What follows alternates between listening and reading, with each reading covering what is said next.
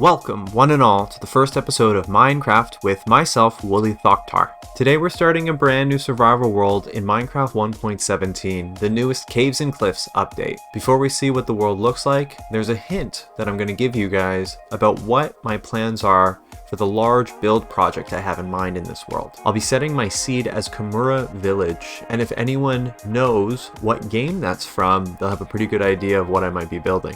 I spawn in a spruce forest and immediately get some wood to build a crafting bench and my first tools. With my wooden axe, I gather some more wood and kill a chicken to get my first piece of food. I don't plan on using wooden tools for long, so I make a pickaxe to go with the axe because I want to get stone and iron tools as soon as possible. I pick up some berries and some more chicken. I almost immediately spot a village off in the distance. I want to make my way over there, as villagers and the trades and professions that they offer are going to help a lot when setting up this new world. On my way over, I massacre some cows to start gathering more food and leather that's going to be very important for enchanting pretty soon. Once in the village, I start exploring a bit to get my bearings and see what it has to offer. There's some farms and some hay bales so that I can get some more immediate food that I don't even need to cook. I also take out a few sheep so I can use their wool to make myself a bed. I start collecting cobblestone to get to those stone tools as quick as possible and retire my wooden pickaxe. I travel over to collect some more stone and found a small little cave that seems to be opening right beside the village. I need this stone for furnaces and other tools since we only have the pickaxe so far. As I enter the cave right beside the village, I find some coal almost immediately. The rest of the cave is a dead end, but over the other side of it, there's some iron. Continuing further down into the cave, I find an underground ravine, which looks like it's covered in lava. I want to see if I can find more iron, as I don't have much yet, so I build a bridge across and work my way down to the bottom of it. I'm used to playing hardcore, so I prepare to fight the skeleton, forgetting that even if I die right now, I'm gonna respawn just outside the village above. After a frantic few swings of my wooden pickaxe, I take out the skeleton and run over to light up the ravine so that nothing can sneak up behind me. I start gathering the iron and copper ore that I find in the depths.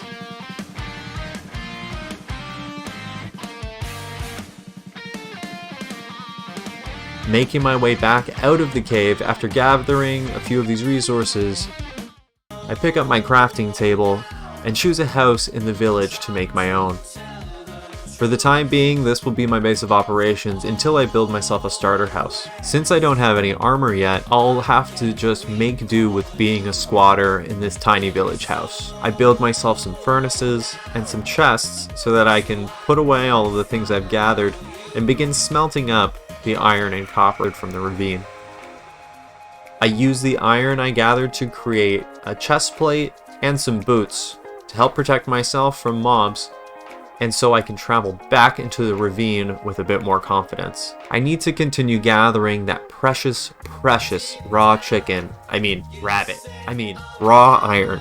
I find another iron deposit as well as some copper, and almost immediately kill myself as I find a lava flow behind the ores. Deciding that the dead end is not worth the trouble, I turn back around and start mining elsewhere in the ravine. In hindsight, I think I'm putting myself in more danger standing beside this flow of lava than I did with the last one. I give myself some more space to work by mining out the stone and then continuing to collect the raw copper ore. At this point I notice there's some rail tracks leading into a cave and that this ravine is connected with a mine shaft. I make some torches so that I can start exploring and lighting my way. I'm still only somewhat protected with the armor that I've gathered, and I didn't bring a shield, sword, or bow. And as expected, there's a skeleton waiting in the depths of the mine shaft, slinging arrows at me through the darkness. I grab a couple bits of ore that are right beside me and decide that I need to come back a bit more well-equipped. Except not really. I'm heading immediately back into the tunnel because I took a break in real life between these two clips, and that time apparently changed my mind completely. I blocked off the tunnel where the skeleton was firing at me from, so I couldn't get surrounded. As I was collecting copper ore, I dug into a separate part of the mine shaft. I continued looking around and got ambushed by another skeleton. With the close quarters and cobwebs, I struggled more than I should have to dispatch it. The amount of damage I was taking reminded me exactly why I had intended to leave in the first place. So I packed up and headed to the surface. After a friendly reminder to the villager that this was my house now, I had a good night's rest. The next morning, I was greeted by one of the neighbors with an explosive personality. I was deadly afraid of the creeper, so I tried to lure it towards the iron golem. I was trying to avoid having to fight it at all. This is when I learned that iron golems don't actually attack creepers. I started giving him the old 1-2 and slapped him with an iron ingot. NANI?! God. Holy crap. Oh. After my first near-death experience, leaving a metaphorical log in my pants, I started adding torches around my house. My next goal was to start collecting livestock. I began building a pen and herding some cows into it. After collecting about 4 cows, I started feeding and breeding. They had no reservations about getting freaky, even with an audience. Next day I did some adventuring and found sugarcane. I ventured into a nearby desert and came across a wide ravine. I collected the exposed iron and coal before making my way out and heading back home. I wanted to get back to my house before the night set in. Spent the next day putting up more fenced areas for animals. I picked some carrots from the farmer's fields in the village and lured in a few little piggies, and then yet another pen, so I could capture the wooliest little thoctars I could find. I then fed them some whole grain aphrodisiacs to get the juices flowing. The beauty of new life is matched only by the deafening cries of caged animals. Some more adventuring and caving was needed, so I could get more iron. While delving through the depths, I also came across my first ever amethyst geode, which is one of the new features of 1.17. I collected some just in case, but I honestly don't know if it's that useful yet, so I didn't worry too much about clearing out the entire place. I continued gathering resources for a while, but that's not very exciting, so let's just jump ahead.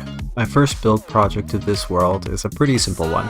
I wanted a renewable food source, and one of the best things that you can eat, especially early game, is cooked steak. So in the morning of the next day, I get to work on building a small gazebo that can house a cow crusher. If you're not familiar with what a cow crusher is, it's essentially Minecraft's equivalent of an industrial slaughterhouse. But don't tell the cows that. Ooh, Laughter House! For the world and the shape it's in, we could all use some comedy. As a side note, herding cows take us a long time.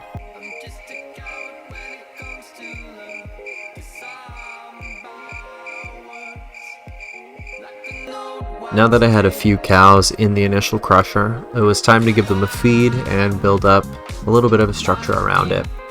I've lost a lot of early game buildings to random creeper explosions.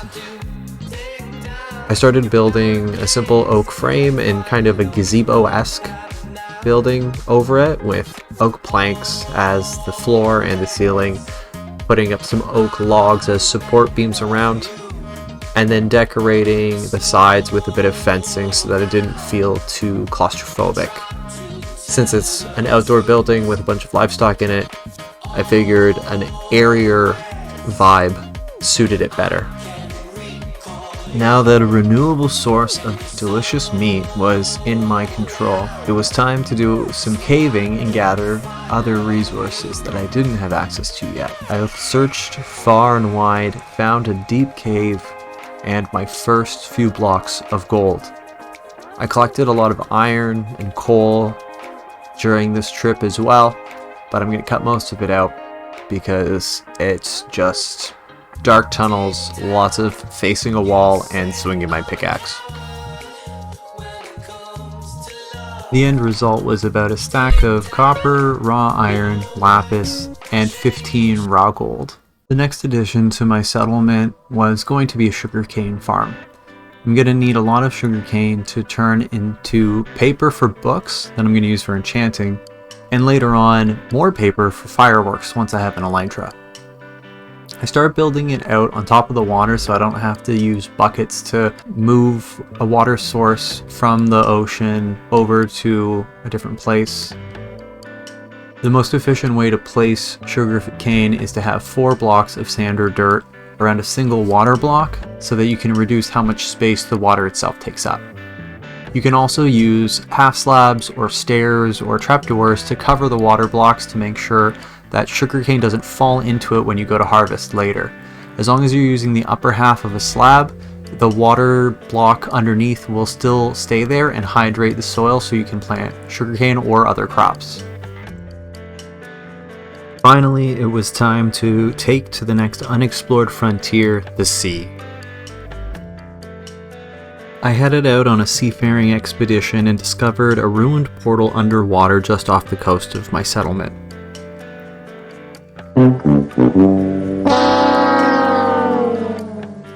The loot in the chest was underwhelming, to put it lightly. A nearby ocean ruin had a nice little surprise though. Inside there was a treasure map that soon led me to a nearby buried treasure that I found using the chunk trick, where you go to 9 and 9. I collected the useful loot and continued on my expedition. I found a nearby village in a desert biome that I will return to later to make use of borrowing some of the villagers.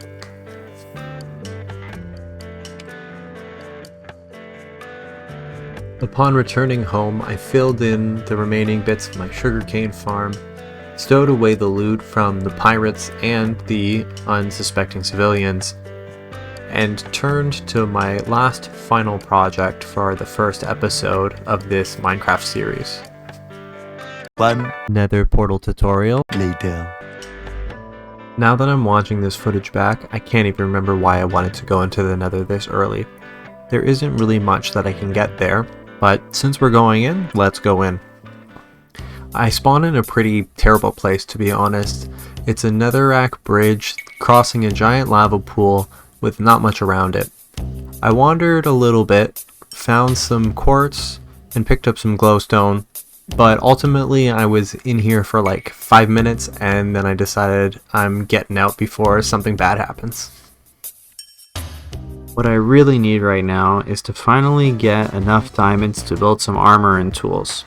The single one I found as part of my buried treasure is not going to be enough to get me through, so I started working on a strip mine by digging down, but not straight down like an idiot, by digging 2 separate tunnels side by side, a few blocks down at a time, and then dropping into the hole and continuing this process.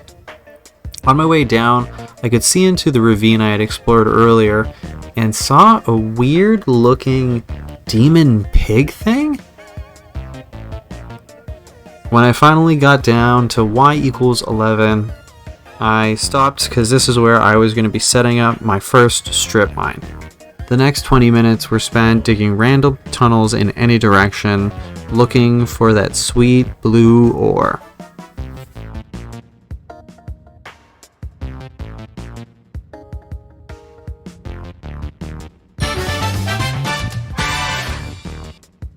With diamonds in hand, I headed out of the mine. It was finally time to make my first diamond pickaxe for this world.